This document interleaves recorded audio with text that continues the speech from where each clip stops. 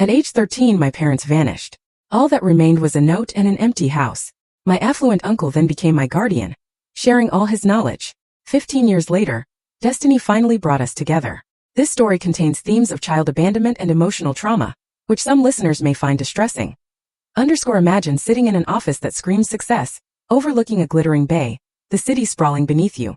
You've built an empire, but on your 32nd birthday, everything feels like a thin veneer masking a profound loneliness. That was me, Elijah Mountain, a chairman living a gilded cage, and it all shattered when a simple birthday card ripped open a wound from when I was just 13. The day my own parents abandoned me like garbage. That card from my assistant Ella was sweet and thoughtful. "Happy birthday, boss." It read with a whimsical cake drawing. I picked it up, a faint smile playing on my lips. But then a cold wind from the past swept in, tightening around my heart. Birthdays had never truly been joyful for me. The card wasn't just a reminder. It was a portal pulling me back to that suffocating day when everything changed forever. I closed my eyes and the memories flooded back like a torrent. I could almost smell the damp, musty wood of our small house in Eureka, Northern California. Summers there were always humid and foggy. I was just a skinny 13-year-old, messy brown hair, eyes full of hope. School let out early that day and I ran home, my heart practically exploding with excitement. Today was my birthday. I pictured Mom baking my favorite chocolate cake, Dad with a proud pat on the shoulder. "Son, you're growing up." Mom would hug me tight, singing. That's what I dreamed about, walking down the red dirt trail, my heavy backpack bouncing, pine forests echoing with birdsong. Our house was simple on the outskirts, a bit run down, but to me it was the whole world. "Dad, Mom, I'm home." I burst through the door, grinning ear to ear. Only echoes answered. The house was eerily silent. No smell of baking, no laughter, just the ticking of the wall clock and sunlight filtering through dusty windows. My grin faded. I set my backpack down, the wooden floor creaking under my worn-out shoes, and stepped into the kitchen. That's where Mom always cooked. And then I saw it. A small white note, hastily scribbled, stuck to the fridge with a heart-shaped magnet. My heart still raced, thinking maybe it's a joke? A surprise? I walked closer and read. "Elijah, we're going to a friend's house. We'll be back in a week. Eat carefully. Mom and Dad." That was all. No birthday wishes. No "we love you." Nothing. I stood there, blinking, trying to understand. To a friend's house? I muttered, the words hollow. Which friend? We didn't have close friends nearby. My parents were always working, Dad a carpenter, Mom at a grocery store. They'd never left without telling me first. I opened the fridge, a sliver of hope still there for a cake, but all I found were a few dry slices of bread, some expired yogurt, and a withered apple. My heart began to sink. Still, I told myself they'll be back. Maybe it's a surprise trip and then a bigger party. That night I lay in bed staring at the cracked wooden ceiling, unable to sleep. The wind howled through the door cracks, making me shiver. I thought about my birthday, about turning 13, an age where I thought I was grown up. Now I felt smaller than ever. The next morning I made myself a glass of milk with dry bread and walked to school. I didn't want anyone to know my parents weren't home. Eureka was a small town. People were nosy. I was terrified they'd call the police, send me to an orphanage. Act normal, I told myself, forcing a smile at friends. The first few days passed in a growing knot of anxiety. Every afternoon I'd come home, desperately hoping to see Dad's car. But there was only the empty yard, the neighbor's dog barking. I washed my clothes by hand in cold water, hung them out, and studied under a dim lamp. My mind, though, was filled with questions. Where did they go? Why no phone call? Our landline remained silent. I tried calling a few acquaintances, but no one knew of any friend's house. By the third day, fear began to gnaw at me. The dry bread was gone. I rummaged through the cabinets, finding only a few cans of cold beans and some moldy crackers. My stomach growled, but I endured.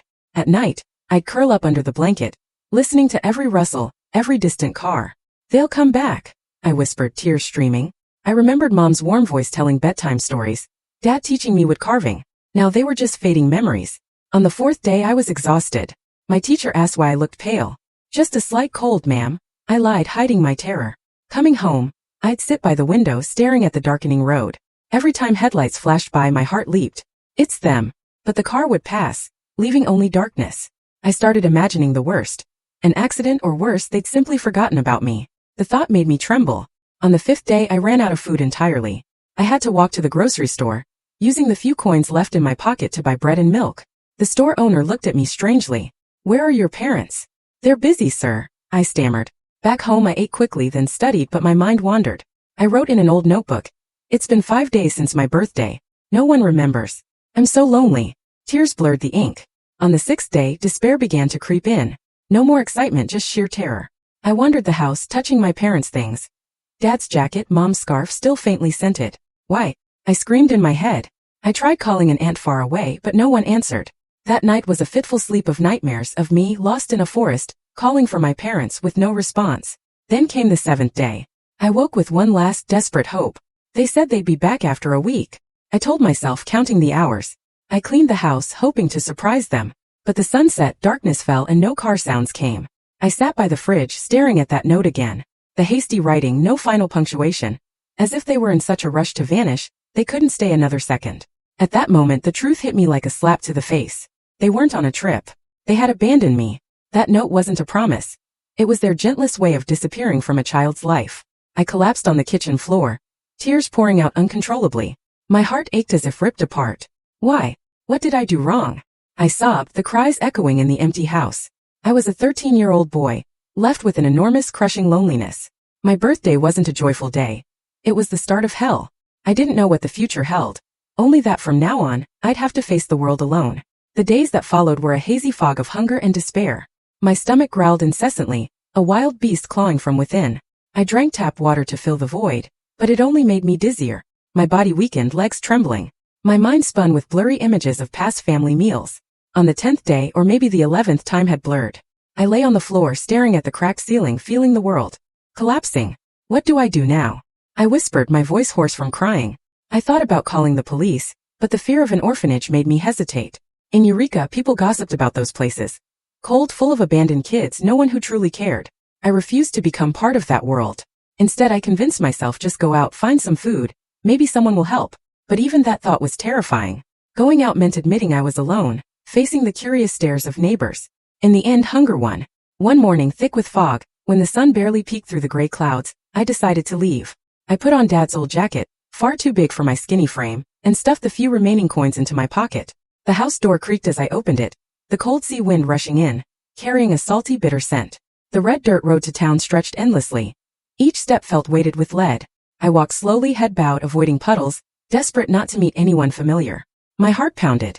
If someone asks, what will I say? Eureka was small. I avoided the center, the school, the crowded cafes. Instead, I wandered towards the outskirts, to the old bus station. A dusty place full of trucks and travelers, a crossroads where people gathered before continuing their journeys. Maybe there someone would notice me, give me a leftover piece of bread. My stomach twisted in knots. I had to squat by the roadside to catch my breath. Just a bit of food, I muttered, tears welling up again. What if no one helped? What if I was chased away like a beggar? The bus station appeared after nearly an hour of walking. It was a wide lot with an old gas pump, a few fast food stands, and buses parked haphazardly. The smell of gasoline mixed with sizzling food from the diner made my stomach churn violently. I huddled in a corner, observing. Weary drivers, families, hurried passengers. I tried to approach a kind-looking man buying a sandwich, but when he turned, I panicked and backed away. What do I look like? Dirty, starving. They'll think I'm a vagrant. My heart raced. I wandered, hoping someone would recognize me, call my name, Daniel Mountain's son. But no one paid attention. Despair crashed over me, and I slumped onto the concrete steps, burying my head in my knees. At that moment, a silver truck pulled up to the gas pump just meters away. The engine cut abruptly, and the door opened. A tall man about 50 stepped out. He wore a brown leather jacket, his salt and pepper hair cut short, his sharp eyes scanning the surroundings. He was Benjamin Mountain, my uncle, though I didn't know it then. He was on his way from Portland to San Francisco, a long business trip, stopping to refuel and stretch his legs. As he approached the pump, his gaze accidentally swept over me. This skinny boy, huddled, dirty, but with a strangely familiar face. He paused, frowning, as if trying to recall something from a distant past. My heart skipped a beat as he approached. I should run, I thought, but my body was too weak to move. He stopped in front of me, his voice deep and warm but filled with concern. Hey kid, what are you doing here alone? What's your name? I looked up, my eyes red and swollen, meeting his gaze. There was something about him that didn't scare me. Maybe his gentle smile, or the way he crouched to my eye level. My name is Elijah, I stammered, my voice trembling. My house is nearby, but I'm looking for food. He nodded, not pressing, but pulled a chocolate bar from his pocket. Eat this. You look starving. I took it, devouring it greedily, the bittersweet taste making tears fall again. He sat beside me, unhurried. Where's your home? Where are your parents? He asked gently. I hesitated, but then everything poured out like a river bursting its banks. I told him about my birthday, the note on the fridge, the days alone. When I mentioned the name Mountain, and that my dad's name was Daniel, he froze. His face paled. Daniel, my brother, he muttered, his eyes widening in shock. I didn't understand then, but later I learned Benjamin was Dad's younger brother. They'd cut off contact years ago over a dispute about our grandfather's inheritance, a large piece of land. Dad had fought bitterly over it, leading to deep resentment. Benjamin had never met me, but he recognized the face. The eyes identical to my dad's. And Mountain was a rare surname in the area. Take me to your house, he said, his voice firm but full of worry. I nodded. On the way back he asked more about my life and I told everything, tears streaming.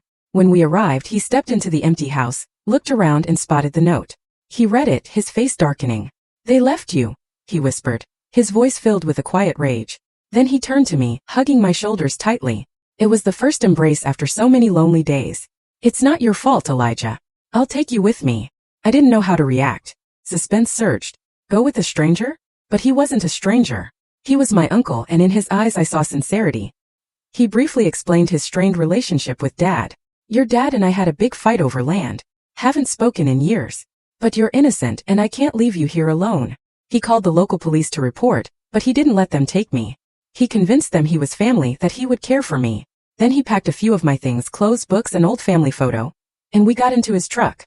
The drive from Eureka to Carmel by the sea lasted hours, but to me it was like a dream. He stopped to buy food, hot sandwiches, fresh milk, fruit, and I devoured it in the truck. He told me about his life. He owned a small construction company called Mountain Construction Group, and lived in an old stone house by the sea in Carmel. It's a peaceful place. You'll like it, he said, his voice warm. I sat in the passenger seat, watching the scenery pass, pine forests giving way to rugged coastlines, waves crashing white. The fear gradually faded, replaced by a fragile hope.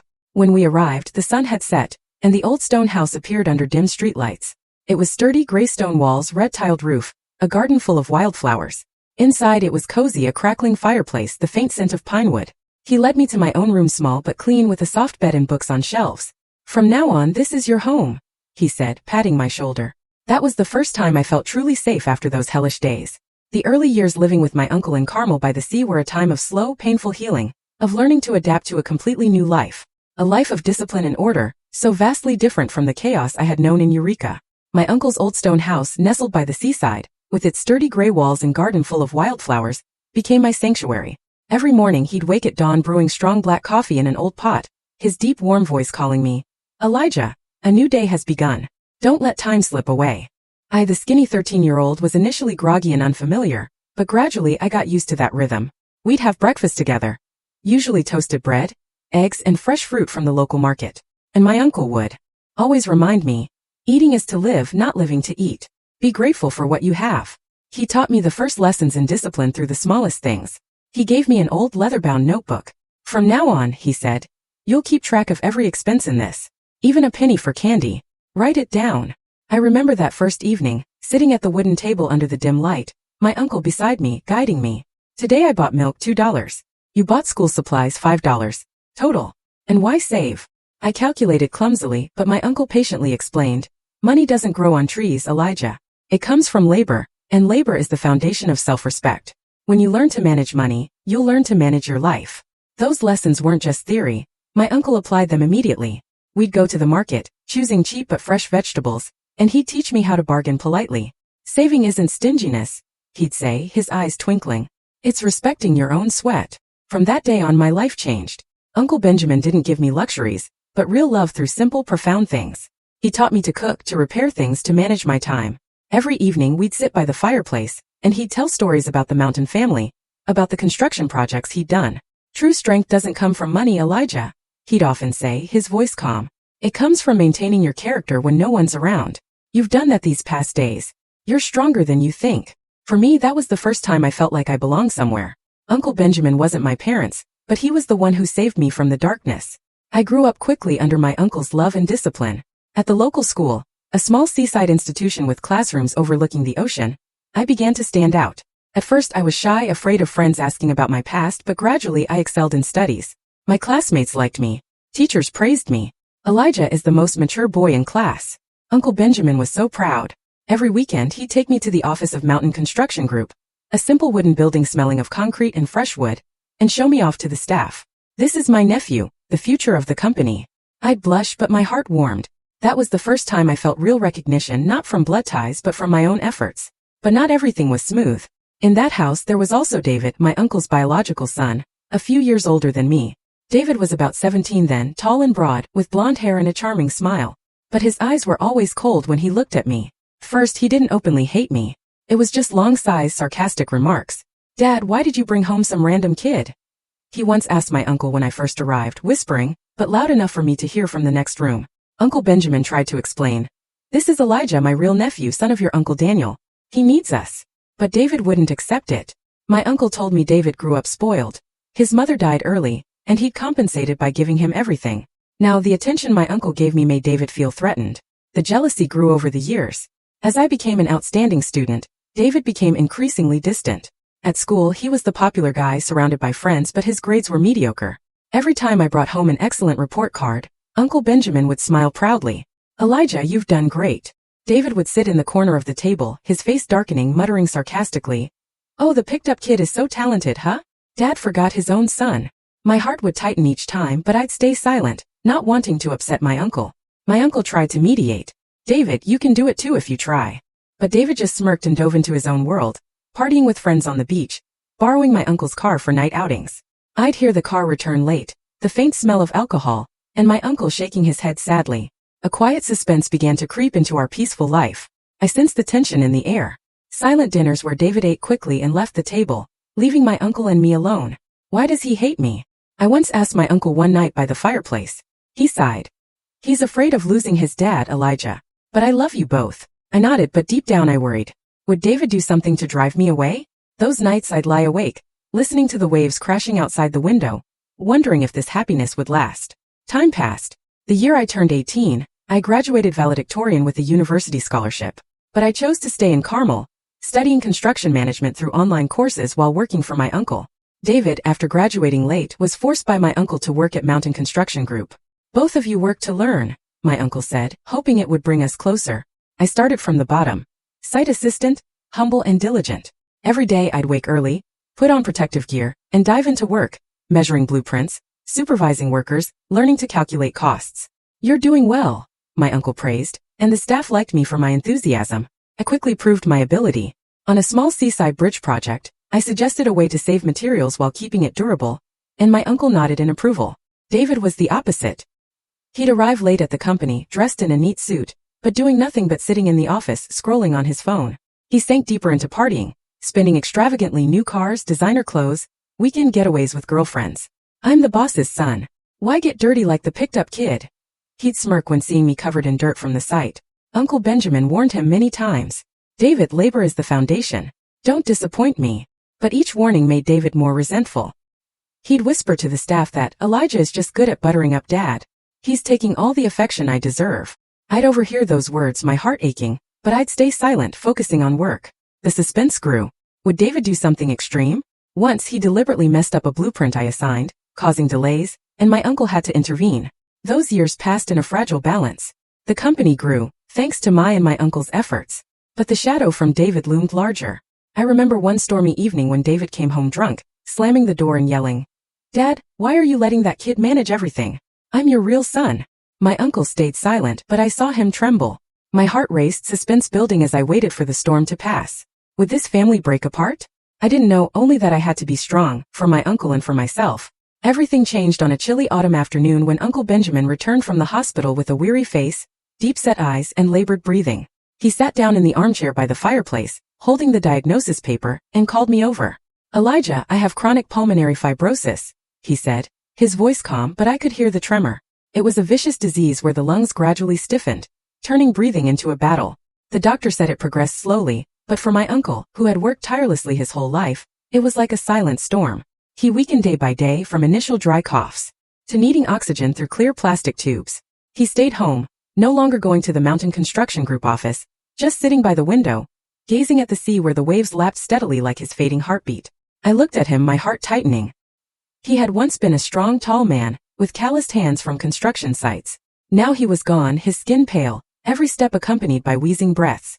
"Don't worry, Uncle. I'll take care of you," I said, trying to keep my voice steady. From that day on, I put work aside to be by his side. I noted his medication schedule, those small but crucial pills, from antibiotics to pain relievers, and reminded him to take them on time. I took him to physical therapy at the local hospital, driving slowly along the winding coastal roads, where the salty sea breeze blew through the windows. He sat in the passenger seat, oxygen tube around his nose, and we'd talk about old memories.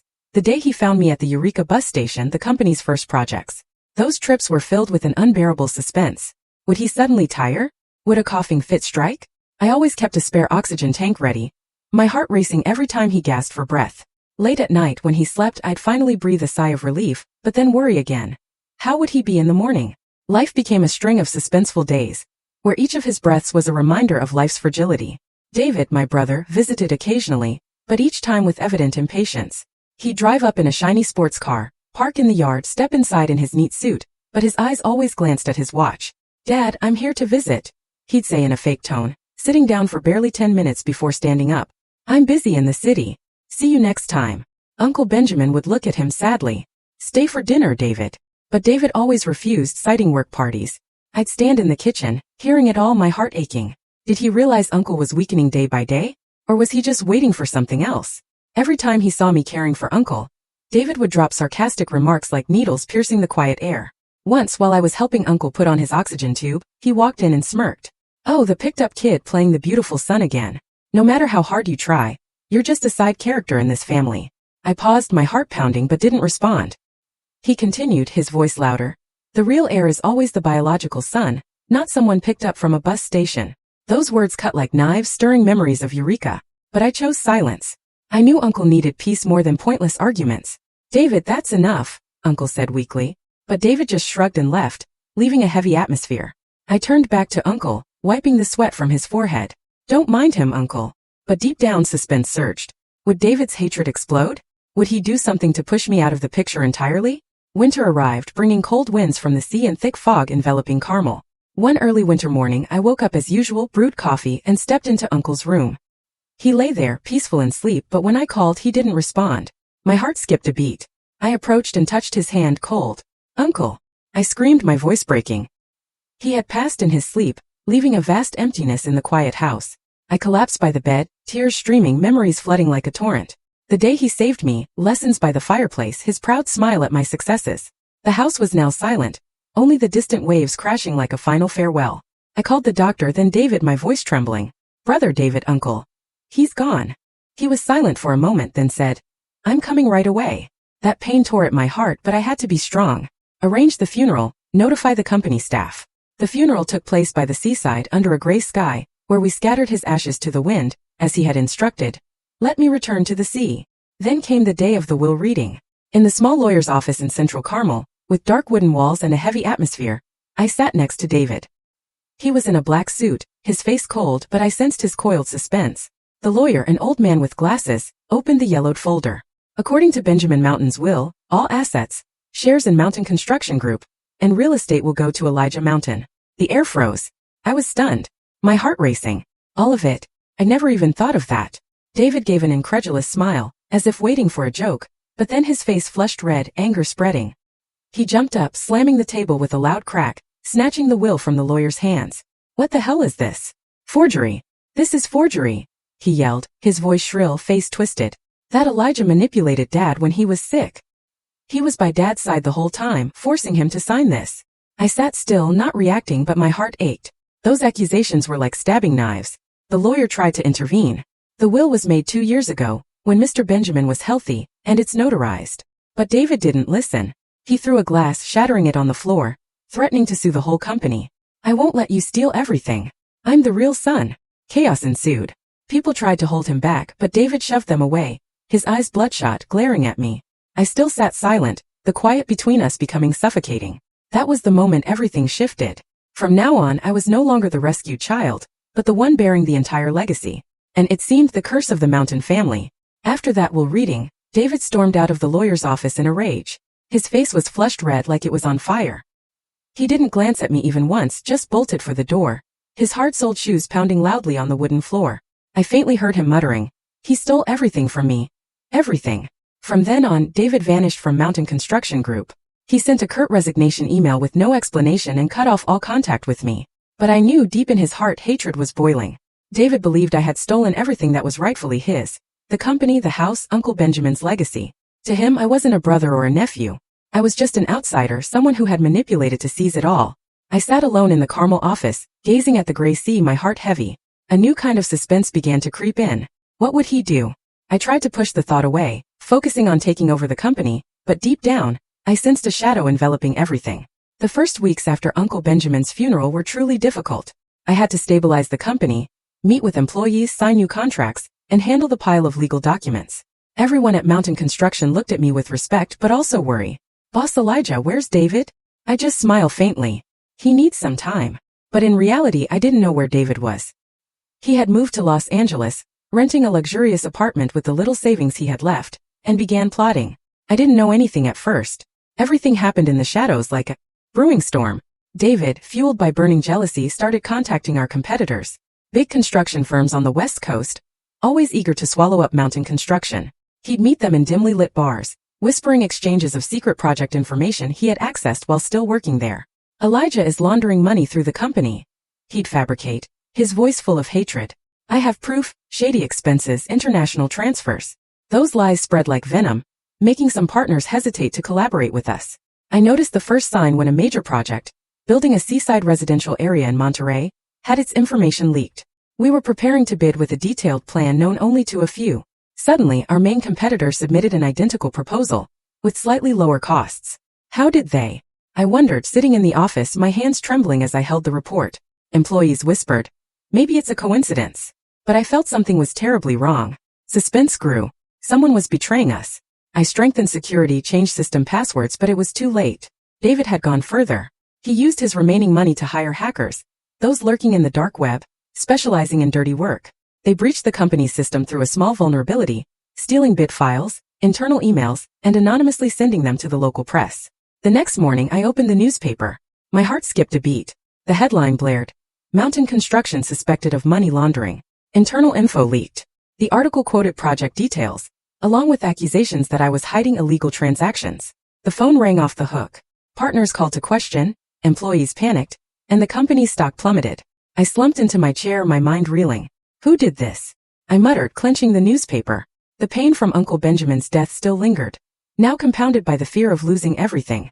I hired cybersecurity experts, and they confirmed the system was hacked remotely, with traces leading to an IP address in Los Angeles. My heart pounded. David. But I didn't dare believe it. Meanwhile, David smirked in his apartment, watching the news on TV. He'll collapse, he thought, his eyes gleaming with satisfaction. But the plan wasn't enough. When he saw my company still holding firm, thanks to me publicly transparentizing the books and proving all accusations false, David went mad. "It's not over yet," he muttered, moving to the next step, hiring people to tail me.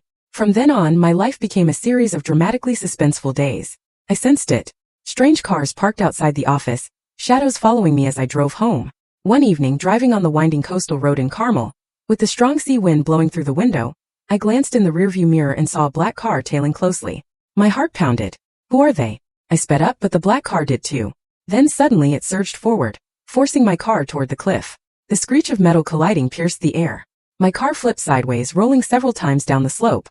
I woke up in the hospital, my head throbbing, my body bruised, but luckily, only minor injuries, broken ribs and a few cuts. The doctor said, "You nearly died." I lay there, staring at the white ceiling, tears streaming. Why? Who wants to kill me? The police got involved immediately, investigating the accident. They found the offending car abandoned nearby and traced the license plate. It belonged to a small transport company in Los Angeles, secretly registered under David's name through a shell company. That shock hit like lightning. I sat in the hospital room holding the police report, my hands shaking. David, my brother, the one who grew up with me under Uncle Benjamin's roof, had staged the accident to kill me. My heart ached, not from fear but from sadness. Why such hatred? I whispered. The investigation expanded quickly, revealing a series of illegal transactions. David had bribed officials for information, illegally transferred money to hackers and stalkers, all to serve his revenge plot. The police raided his house in Los Angeles, a lavish apartment with expensive furnishings, and arrested him on the spot. David struggled, yelling, "I'm innocent. It's Elijah's fault." But the evidence piled up. Emails, bank transfers, and confessions from the arrested hacker. The trial took place in a Los Angeles courtroom, under glaring neon lights and a tense atmosphere. I flew there, sitting in the audience row, not resentful, just silently observing. David appeared in prisoner garb, his face gaunt, his eyes avoiding mine. The prosecutor presented the evidence, from selling information to hiring hackers, then the accident, all proving attempted murder, intentional injury, and violations of corporate finance laws. David defended. I was robbed of my inheritance. Elijah manipulated my dad. But the judge shook his head.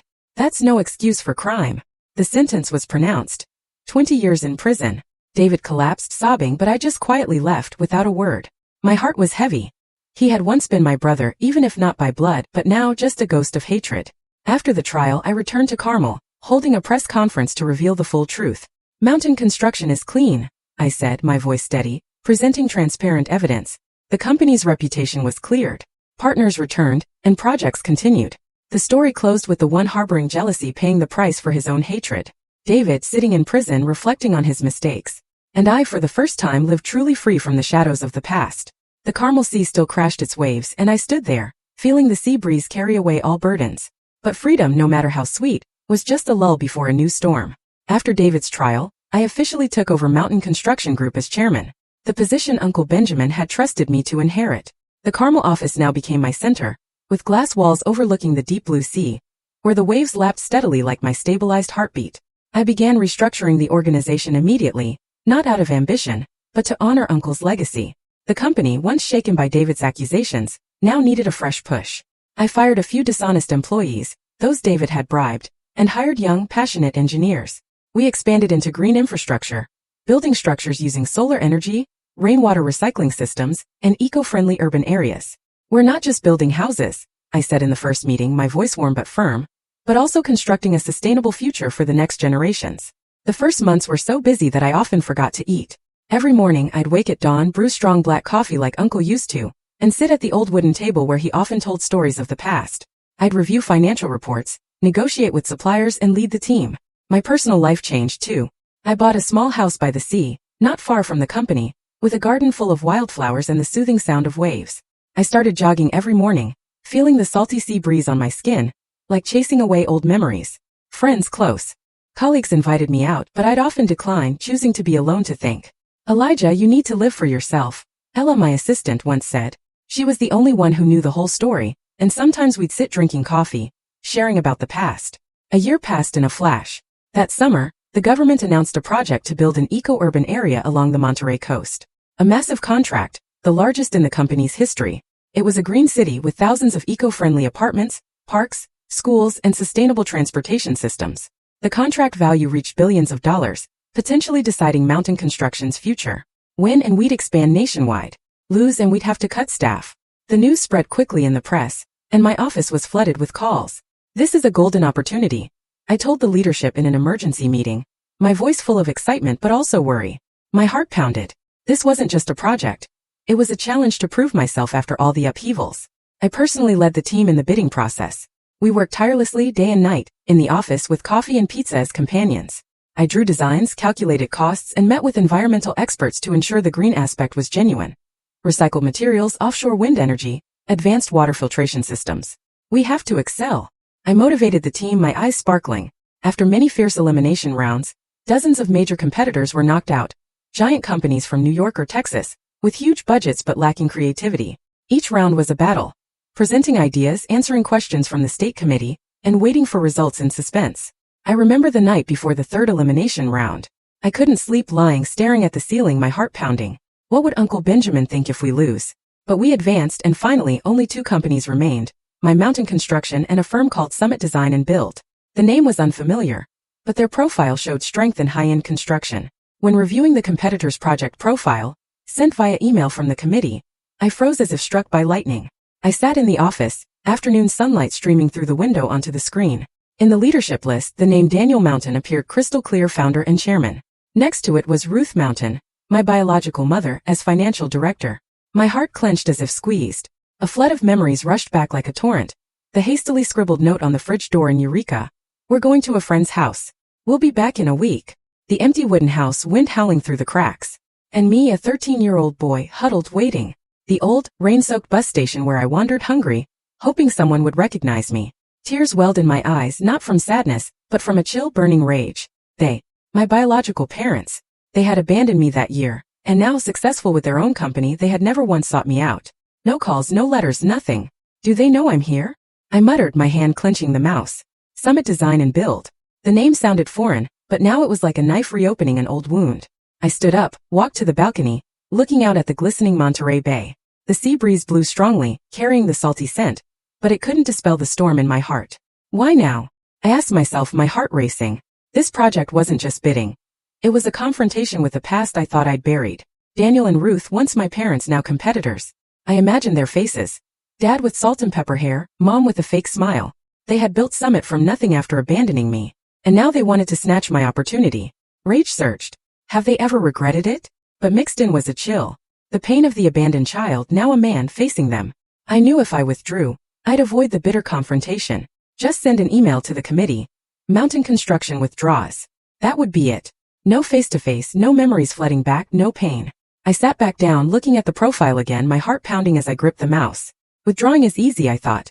But if I do that, I deny everything I've strived to prove.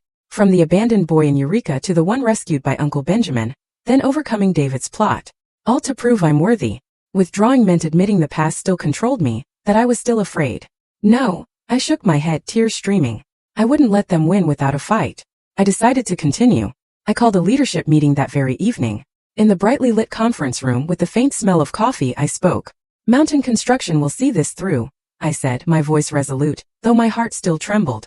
Not for fame, but to prove the value of those who know how to build with integrity. Everyone nodded, but I saw worried eyes. Boss, the competitor is strong. I smiled. We're stronger because we have heart. From then on, we dove into preparations, refining designs, gathering environmental data, and practicing presentations. Each day was a suspenseful battle. Did they know who I was? Would the past repeat? I lost sleep many nights lying thinking about the upcoming encounter, my heart pounding like a drum. The weeks preparing for the final presentation were the most stressful time in my life. The office of Mountain Construction Group in Carmel had now become a real battlefield. Papers piled high on desks, computer screens glowed all night, and the incessant clacking of keyboards filled the air. Every morning I'd wake up early, jogging along the beach to chase away my worries. But the sea breeze only brought the salty, bitter scent, reminding me of the days wandering in Eureka. Who are they to me now? I asked myself, my feet pounding hard on the wet sand. Daniel and Ruth, my biological parents, were now competitors with their powerful Summit design and build. I researched more about them stealthily like a thief. They had built Summit in the years after abandoning me, starting with small projects in Southern California, then expanding into an empire. Not a single mention of their son. My heart ached. Have they never looked for me? Every time I reviewed Summit's profile, I'd pause at the names Daniel and Ruth, memories flooding back. My father's stern face teaching me wood carving, my mother's warm smile telling bedtime stories. Then the note on the fridge door, the empty house and the enormous loneliness. Why? I whispered in the night, lying in bed staring at the ceiling. Rage mixed with fear. If I met them, could I stay calm? Would they recognize me? Elijah Mountain, the child they left behind. The day of the final presentation arrived like a storm crashing in. I drove to the state government headquarters in Sacramento, a few hours from Carmel. The coastal highway wound along, the strong sea breeze blowing through the window, carrying the scent of pine forests and ocean. My heart pounded the whole way. Today is the day. I wore a neat black suit, hair combed, but my hands gripped the steering wheel until they turned white. Stay calm, I whispered to myself. The headquarters was a modern glass building with the California state flag fluttering. I parked, took a deep breath and stepped inside. The atmosphere inside was buzzing. Hallways full of people, lively chatter, reporters with cameras at the ready, investors in elegant suits, and state officials bustling about. I picked up my attendee badge, my heart pounding. Have they arrived yet? The large conference room was brightly lit with white neon lights, featuring a long U-shaped wooden table and a massive projection screen. The seats were packed, about 100 people, from reporters to experts. Murmurs echoed, the smell of coffee and perfume mingling. I walked in composed but my heart heavy. My team sat on one side, nodding encouragement. Then I saw them. Daniel and Ruth sitting opposite, representing Summit design and build. My father, now about 60 with white hair, a stern face etched with deep wrinkles. My mother, still elegant, her hair neatly bunched but her eyes averted. They didn't look at me right away, whispering to their team. My heart skipped. They know now. Reporters whispered. 2 companies with the same mountain name. Strange. I sat down, my hands slightly trembling, memories surging like wild waves. The rainy Eureka bus station. Uncle Benjamin saving me. Now facing those who abandoned me. I felt like that 13-year-old boy again, but I pushed it away. I am Elijah Mountain, chairman. The chairperson, a high-ranking state official, rapped the gavel. The meeting began. Today we'll hear presentations from the 2 final candidates, Mountain Construction Group and Summit Design and Build. A pause. Mountain Construction's name was called first. Daniel paused slightly. I saw it clearly. He stopped whispering, his eyes widening as he looked at me. Ruth bowed her head, her hands clenching the documents, not daring to look directly. My heart pounded. They know. I stood up, stepped to the podium, microphone in front. The lights were blinding, but I stayed calm. Ladies and gentlemen, I began, my voice steady. Mountain Construction Group is proud to present the Monterey Eco-Urban Project, a sustainable vision for the future. I presented professionally, each word honed.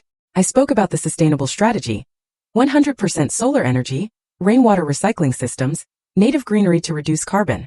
Slides projected, transparent charts, data verified by independent experts.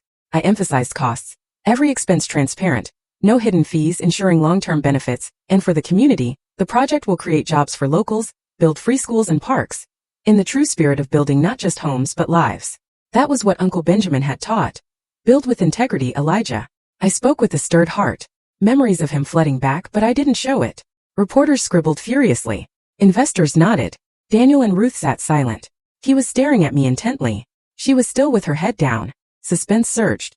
What are they thinking? My part ended amid applause. I sat down, sweat beading on my forehead, but my heart felt somewhat lighter. Then it was Summit Design and Build's turn. Daniel stood, his voice deep but confident. Summit is proud to bring a world-class project. Their presentation was impressive. Flashy slides, stunning 3D images, promising the most luxurious urban area on the West Coast. But I noticed the showiness. Unusually low-cost figures, lacking independent verification, and focus more on profits than community. We commit to early completion, Ruth added, her voice slightly trembling, still avoiding my gaze. Reporters asked, where's the sustainability data from? They stammered, from internal sources. My heart raced. They're exposing weaknesses. Throughout the meeting I stayed calm, avoiding any personal emotions. When the committee asked me why choose sustainability, I answered, because we're building for future generations, not short-term profits. Daniel looked at me, something flashing in his eyes, recognition, regret. I didn't know, just focused on the composure of an adult. I faced the past with respect. Respect for myself, not them. The meeting lasted 2 hours with relentless questions. The atmosphere was tense to the point of suffocation. Each answer was a battle. Would the committee see the difference? Would reporters dig into the Mountain family connection? Finally, the meeting ended in silence. The chairperson rapped the gavel. Thank you to both sides. Results will be announced later. Sparse applause. Everyone stood. I stepped out of that room, my legs slightly shaky but my head held high. Reporters swarmed. Mr. Elijah, what's the relationship with Summit? I smiled. Just competitors. But in my heart, I knew this wasn't just bidding. It was the first time I directly faced those who abandoned me. And this time I wouldn't bow my head. The drive back to Carmel stretched endlessly. The sea breeze blew and I felt a true freedom. No longer afraid of the past. A week later, the suspense reached its peak. The bidding results were announced at the Monterey Conference Center, a modern seaside building with a large hall and brightly lit stage. I accepted the invitation to attend, though my heart still raced every time I thought about it. It was a major event. The media gathered, cameras flashing incessantly, big businesses from across the West Coast present, and state officials seated in the front row. I wore a simple gray suit, entering the hall with my team, Ella by my side whispering, "Boss, you'll win." But I wasn't sure. Summit was strong, and with Daniel and Ruth leading they might pull some tricks. The atmosphere was stifling, murmurs echoing. 2 mountain companies, strange. I sat in the row reserved for candidates, my heart pounding like a drum. Opposite, Daniel and Ruth sat there, he with a stern face, she with careful makeup but anxious eyes. They avoided looking at me, but I sensed the tension spreading. The ceremony began with a speech from the state governor, praising the eco-urban project as the future of California. Then came the announcement. The chairperson, a middle-aged man with a booming voice, held the microphone. After careful consideration, the winning bidder is Mountain Construction Group. My company's name rang out, the hall erupting in applause. I stood up, bowing slightly, and thanked them, my heart a mix of pride and emptiness. Pride because we won, the billion-dollar project that would transform Monterey, creating jobs for thousands. But emptiness because this victory wasn't just a deal. It was an answer to the past. I had defeated the very people who once abandoned me, on the very business battlefield they pursued. My heart tightened. This is for Uncle Benjamin. And for that 13-year-old boy. In the opposite row, Daniel froze. His face drained of life, as if all vitality had been sucked out. He sat motionless, eyes wide, staring at the stage, his hands gripping the armrests until they turned white. Ruth tried to stay composed, but her hands trembled as she clapped along with the crowd. Her gaze darted toward me in panic, before quickly averting. They hadn't expected it. Hadn't expected that the son they left behind at 13 in Eureka would be the one to defeat them on the business stage. I saw the shot clearly. Daniel whispered something to his assistant, his face pale while Ruth bit her lip, her eyes red and swollen. Reporters rushed to take photos and I faintly heard murmurs, "Summit lost." They looked shocked. My heart raced. Would they approach me? Would there be any explanation after all these years? But there wasn't. The ceremony ended quickly. People congratulating me, handshakes, pats on the back. "Congratulations, Mr. Mountain." I smiled in response, but my eyes still glanced toward them. Daniel and Ruth left hastily, weaving through the crowd without a word. I stood there amid the applause, but my heart was heavy. The victory was sweet, but also bitter. It stirred memories I thought I'd buried. The media quickly exploited the story. The next morning, local papers published, "Two mountain companies clash. Who wins?" They dug deep, interviewing former employees, and then the bomb dropped.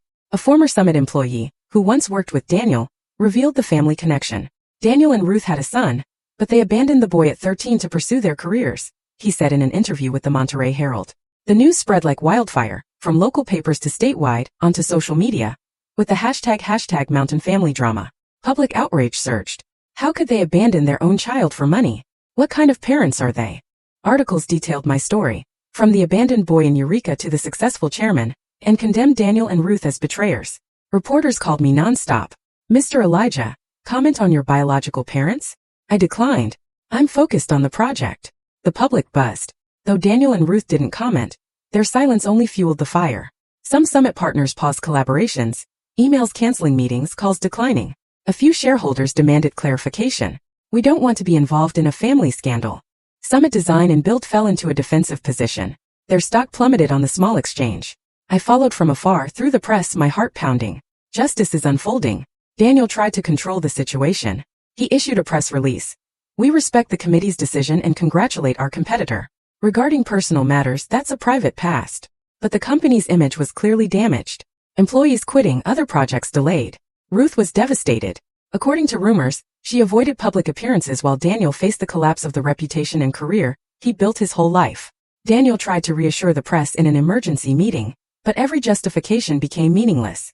"We did what was best at the time," he said, his voice trembling before the microphones, but the crowd jeered. "Best for whom? For your son?" Ruth didn't appear, but old photos of her circulated, her fake smile beside Daniel, now a symbol of betrayal. I stayed silent, issuing no statements. I understood that justice had done its part. No need for another word from the one once left behind. But in my heart the pain still lingered. Do they regret it? I sat at my desk, looking at the new project contract, but my mind wandered. This victory brought freedom, but also reopened old wounds. The days following the announcement saw public opinion gradually subside, but for me it was like an undercurrent still rippling. The press shifted to praising Mountain Construction Group, the ethical company that defeated the giant, and congratulatory calls poured in nonstop. I received them with a polite smile. But every night, lying in bed in my seaside house in Carmel, I'd think about Daniel and Ruth. Their faces in the Sacramento meeting room still haunted me. My father's stunned expression, my mother's averted gaze. Do they truly hurt? I asked myself, listening to the waves crashing outside the window. That victory wasn't revenge. It was the result of effort. But it made me realize that the past had never truly left. It had only hibernated, waiting for a chance to awaken. Our company expanded rapidly. My life now was busy but peaceful. Mornings jogging along the beach, afternoons in meetings, evenings readings by the fireplace. Ella, my assistant, had become a close friend. "You've changed, boss. You seem freer." I smiled. Maybe so, but that freedom was still fragile. I often thought about Daniel and Ruth, following scattered news about Summit. Their company was crumbling. Projects canceled, mass resignations, and shareholder lawsuits. One article read, "Summit Design and Build. From peak to abyss due to family scandal." My heart tightened each time I read it. Not from glee but from sadness. "They were once my parents," I whispered. Suspense crept in. Would they contact me? Would there be any explanation after all these years of silence? I pushed the thought away, focusing on work, but deep down the wound still bled. Then, one late year afternoon, when California's winter brought cold winds and thick fog enveloping Monterey, the office phone rang loudly. Ella picked up, then looked at me with a strange expression. "Boss, Mr. Daniel and Mrs. Ruth Mountain request a meeting. They say it's personal." My heart skipped as if squeezed. "Them," I muttered, my hand clenching the pen. Suspense surged. After all this time, after the victory, they came. "Let them in," I said, my voice calm but my mind reeling. I stood up, looking out at Monterey Bay through the glass, the waves crashing strongly, heavy gray clouds. What will I say? How will I feel? Memories flooded. The note on the fridge, the empty Eureka house, and the enormous loneliness. But I took a deep breath. I'm not that boy anymore. They entered the office, Daniel and Ruth, looking much older than at Sacramento. Daniel, now nearly 70, with snow-white hair slightly hunched back, wearing an old coat. Ruth, wrinkled skin, dark circles under her eyes and a simple long dress. They looked tired, their eyes heavy with regret, no longer the confident entrepreneurs. Elijah, Daniel said first, his voice thin and trembling. They sat down opposite, their hands clasped tightly as if seeking support. The office was silent, only the ticking clock and the howling wind outside. My heart raced, suspense building. What are they here for? To apologize or to demand? Daniel cleared his throat, his eyes on the floor. We were here to apologize. Those words exploded slowly in my heart. Ruth continued, her voice choked. That year we left you behind. We thought it was for the best. At the time we were poor, no future, and we wanted to start over. But it was the biggest mistake of our lives. They recounted, their voices trembling, how after leaving me in Eureka, they moved south, starting Summit with nothing. Success came, but the guilt grew. Losing reputation and career after the bidding hurts less than losing our own son, Daniel said, his eyes red.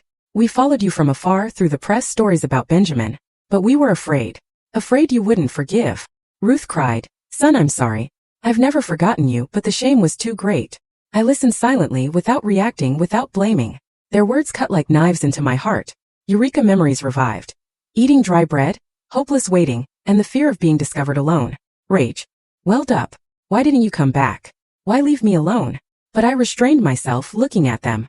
Two old broken people. I understood that some wounds don't need retaliation. Just time to heal. I've heard, I said gently, my voice steady. They looked at me, hope flickering, but I didn't hug them. Didn't forgive immediately. It wasn't hatred. It was the necessary distance. As they stood to leave, I escorted them to the office door. The wind blew coldly in, carrying the scent of impending rain. Take care, I said, shaking hands lightly. They looked at me, eyes glistening. Son, if you could. But I shook my head lightly. The past is gone. They left, their figures fading down the hallway, and I closed the door, leaning against the wall. My heart ached, tears streaming, not from disdain, but the way I chose to close the past in silence.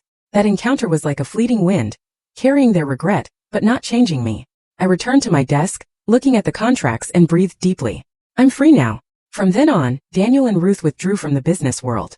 They sold Summit cheaply, dissolved the company, and moved to live discreetly in Sacramento, a small house by the river, far from the city lights. Scattered news reported they donated their remaining assets to charity, supporting disadvantaged children, building shelters. One article wrote, The mountain couple seeks redemption through philanthropy. I read it with peace in my heart, not glee, not resentment. They were trying to make amends in their own way. As for me, Elijah, I continued leading mountain construction with renewed vitality. The company grew tremendously. The Monterey project completed early, winning international awards for sustainability. I opened the Benjamin Foundation, supporting orphans and at-risk youth with scholarships, housing, and counseling. This is for kids like I once was, I said at the foundation's launch, my voice emotional. The foundation quickly attracted donations, and I dedicated personal time, visiting shelters, telling stories about Uncle Benjamin. For me, forgiveness didn't mean forgetting, but stopping the past from controlling the present. I still remembered Eureka, the note, but now it was motivation, not chains. My new life was proof that kindness and integrity are the greatest legacy one can leave. I married Ella, the one who understood me best, and we had children, teaching them about honesty. Every birthday I'd look at the Carmel Sea, remember Uncle, and smile. Thank you, life. The pain was still there, but it made me stronger. Now as I sit writing these lines, I, Elijah Mountain, look back on my journey like a long book full of dark chapters and unexpected lights. My life isn't a fairy tale, but a real journey where every step carries harsh lessons. I want to share these messages, lessons, and advice from what I've experienced, not to boast, but in the hope that someone who is lost can find a bit of light. My past began on that 13th birthday when I was abandoned in Eureka, a boy with enormous loneliness, eating dry bread and waiting hopelessly. That was the start of hell, but also the foundation for everything that followed. Remember, the past doesn't define you. It's just the first brick you use to build the future. I once thought I was a victim, an abandoned child, but that very pain taught me to stand up. If I let the past control me, I'd forever be the boy huddled by the fridge, looking at the hastily written note. Instead, I chose to build one day at a time with trembling hands at first. Now at this age, I see life like the Carmel Sea, waves crashing endlessly. But you can learn to surf them instead of letting the waves drown you. My journey was full of suspense, from loneliness to plots, from confrontation to forgiveness. But it taught me that life is worth living when you build with your heart. Thank you for listening. I hope this message helps you become stronger. Take care. Good luck.